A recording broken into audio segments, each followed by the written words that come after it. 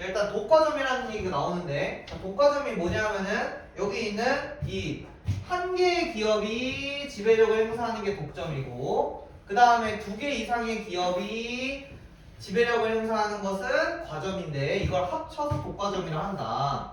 그래서 그냥 결론은 그거야. 소수의 기업이 시장을 지배하는 것을 독과점이라 한다 라고 돼 있는데 자 그래서 여기 시장 지배에 대한 정의가 나와. 이제 시장 지배가 뭐냐 이렇게 나오는데 시장 지배력이란 상품 또는 서비스의 가격이나 수량 등의 여기 이제 밑줄 쳐놓으면 돼. 거래 조건을 결정할 수 있는 힘. 이거를 시장 지배력이라 하는 거야. 이렇게 보면 되고. 근데 소수의 기업이 시장 지배력을 가지고 있으면은 무슨 문제가 생기냐 하면은 자 문제점 이렇게 너네가 적어놓으면 돼. 경쟁이 제대로 이루어질 수가 없어. 그래서 결론 불완전 경쟁 시장이 된다. 이렇게 정리해주면 되고. 자 시장이 특정 기업에 집중돼 있을수록 독과점화 현상이 발생할 가능성이 크다고 할 수 있는데 자 다시 시장이 특정 기업에 집중돼 있을수록 이렇게 돼 있는데 그럼 시장이 특정 기업에 집중돼 있는 게 뭐냐? 그게 이제 시장 집중도 지표를 통해서 확인을 하는 겁니다. 그래서 그냥 굳이 얘기하면은 이런 거야. 여기에 이제 너네가 써놓으면 되는 게 시장이 특정 기업에 집중이 되어 있다는 거는 어떤 특정 기업이 엄청나게 큰 점유율을 가지고 있는 거죠. 점유율이 높을 때를 특정 기업에 집중되어 있다라고 하면 되는 거니까 이 내용을 기억해 주시면 되겠고 그래서 이러한 가능성을 판단하기 위한 방법이 HHI랑 지니 계수랑 CR 이렇게 세 개가 있는 겁니다. 지금 내가 이렇게 표시하는 거 왜 그런지 알죠? 이 밑에는 하나, 둘, 세 개가 나오는 거. 오케이? 그럼 그 세 개를 또 만약에 어려운 문제랑 막 비교를 하겠죠? 그런 내용이 있다는 걸 너네가 알고 보면 되는 겁니다. 얘는 그래서 문제에서 그냥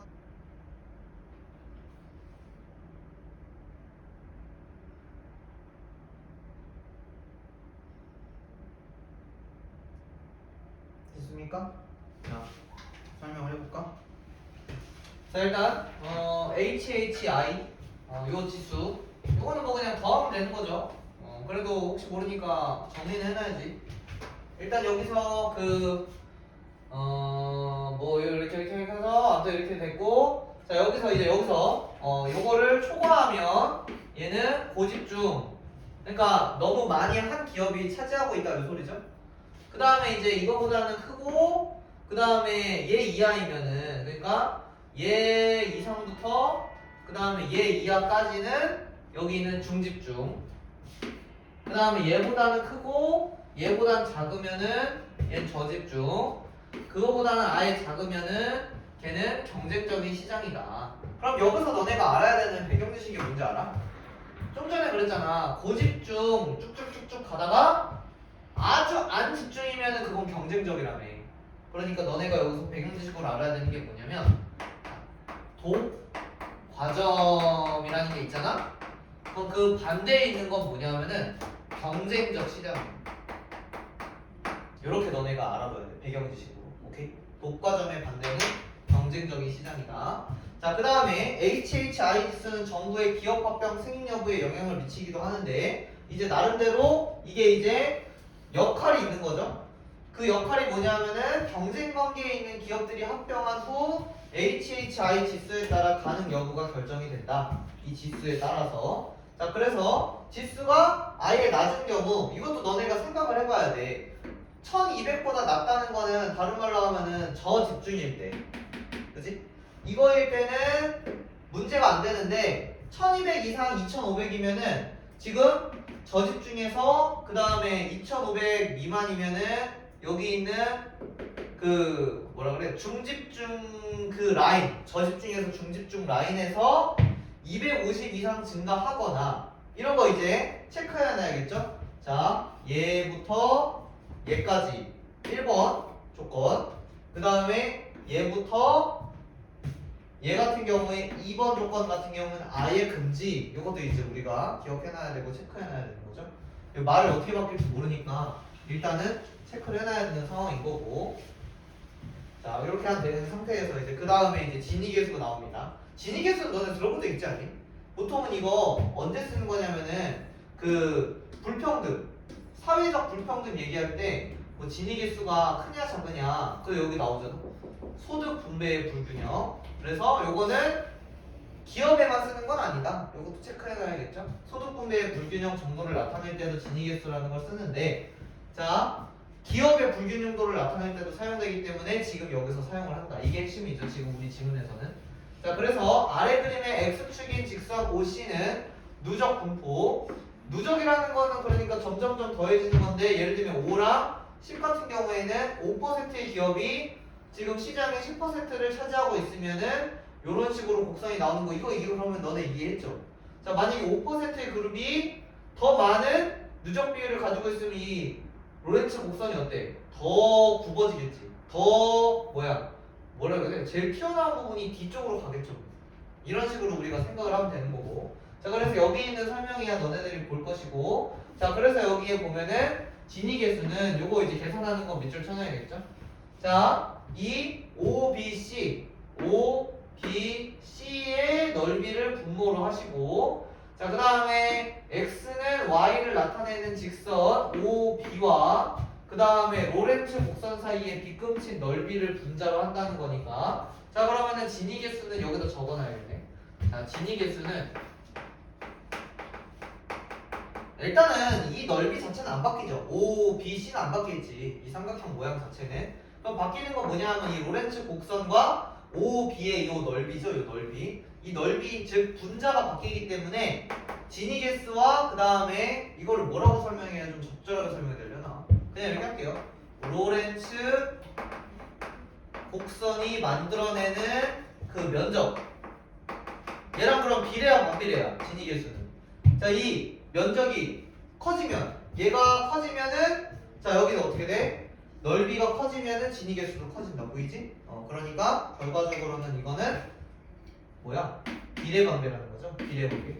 그래서 여기다가 저기에 정리해놔야 되는 건 얘들은 비례다. 아주 중요하지 이런 거. 체크해놔야 되고. 자, 그러면 진위계수가 크다는 거는 다시 얘기할게. 자, 진위계수는 뭐다? 불균형. 그러니까 여기서 너네가 이렇게만 정리하고 끝내는 게 아니라 사회적인 불균형이 뭐가 커지면 이 면적이 커지면 커진다. 이렇게 우리 정리해야겠죠. 불균형이 얘가 커지면 커진다. 계속 이렇게 해줘야 되고. 자, 그 다음에 여기에 자, 모든 기업이 균등하게 시장을 점유하고 있다면 로렌츠 곡선은 직선 OB와 같을 것이므로 0이 되고, 한 개의 기업이 어쩌고저쩌고 이것도 그냥 1에 가까워진다. 이거는 보면 되고. 그러나 자, 여기가 중요해. 그치? 그러나 이게 한계가 있어. 뭐냐 하면은 진위계수는 시장에 참여한 기업의 수와 관계없이 여기 이제 이게 진위계수의 문제인 거죠. 점유율이 같으면 값이 0이 돼. 예를 들면은 기업이 100개가 나눠 가질 수도 있지만 10개가 나눠 가질 수도 있는 거잖아. 그죠? 그래서 기업의 수와 관계가 없기 때문에 개수를 바탕으로 시장의 집중도를 파악할 때 주의해야 됩니다. 왜냐하면은 여기 있는 요거 이제 문제죠. 요거 밑줄이고요. 요런 게 이제 또 내신 문제에 활용이 되는 거예요. 소수의 기업이 동일한 점유율로 과점 체계를 이루고 있는 산업화. 그 다음에 다음 페이지에 그 다음에 이제 그 다수의 기업이겠죠. 여기는 다수의 기업이 동일한 점유율을 차지한 채 경쟁하는 산업 모두 진위계수가 0이 되기 때문이다. 그러면은 이거를 조금 더 깔끔하게 정리를 하면은 여기 내가 오른쪽에다 깔끔하게 정리해 볼게. 자, 진위계수가 모두 0이 되는 상황이 있어.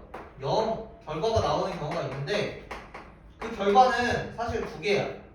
첫 번째는 소수의 기업이 동일한 점유율, 요것도 0이 나오고, 그 다음에 두 번째는 다수의 기업이 동일한 점유율. 하지만 진위계수는 이 둘을 구별을 한다는 거야? 못한다는 거야? 지문 기준 못한다는 거지. 둘을 구별을 못해. 근데 사실은 너네도 알다시피 소수의 기업이 이 전체를 점유하고 있으면 이거는 독점이야? 아니면 경쟁이야? 얘는 독점이잖아. 그러니까 결과적으로 이런 상황에서 진위계수는 독과점인 것을 확인할 수가 없다는 거죠. 요게 정리가 돼야 돼. 독과점을 확인할 수 없다. 이게 이제 포인트고, 얘는 경쟁이 맞죠.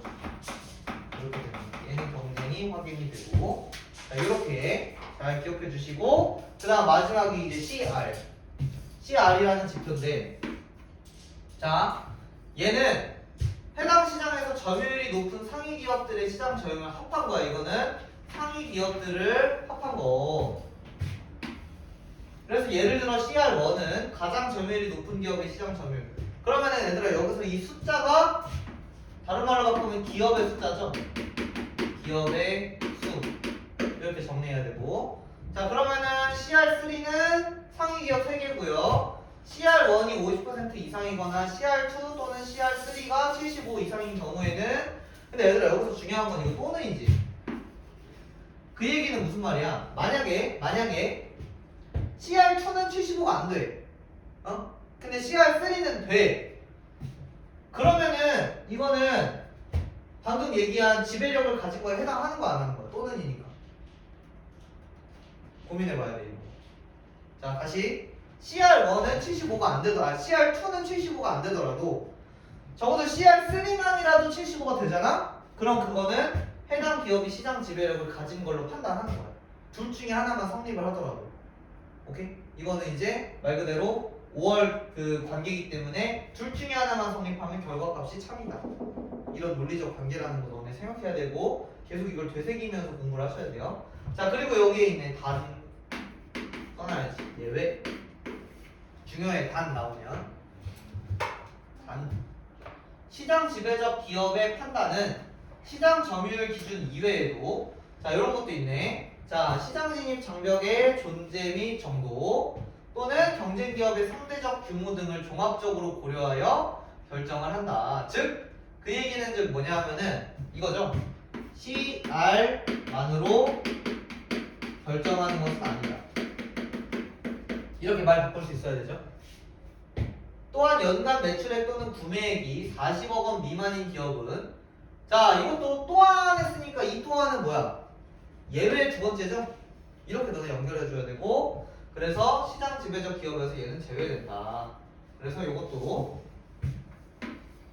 그 시장 지배적 그 제외하는 기준 중에 하나라는 걸 알 수 있으면 되고, 자 그다음 공정거래위원회는 시장 지배력을 지닌 기업의 지위를 남용하여 부당한 행위를 하지 못하게 하고 자유롭고 공정한 경쟁을 촉발함으로써 어쩌고저쩌고 돼 있는데, 자 그러면은 다시 얘기할게. 얘들아 시장 지배력을 지닌 기업이 지위를 남용하는 경우가 있을 거 아니야. 맞지? 그 지위를 남용하는 경우가 예를 들면 이런 거지. 아까 1문단에 앞에 21쪽에 있잖아요. 다시 한번 볼까? 21쪽에 지위를 남용하는 거 한번 보자. 지위를 남용하는 거 1문단의 셋째 줄에 안 돼.